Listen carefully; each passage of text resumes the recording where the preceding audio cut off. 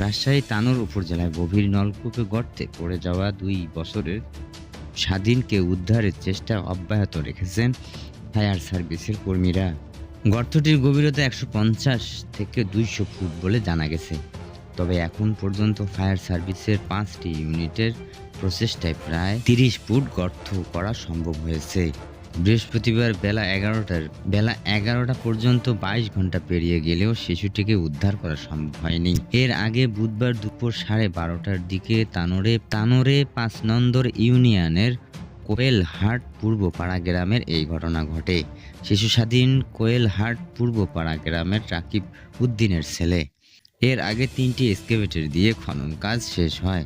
এরপর খনন করা হয় গর্ত থেকে সুড়ঙ্গ খুঁড়ে শিশুটি যে গভীর নলকূপের গর্তে পড়ে গেছে ঢোকার চেষ্টা করছে উদ্ধারকারীরা। তবে পানি ও কাদার কারণে তাদের উদ্ধার কাজে ব্যাঘাত পেতে হচ্ছে।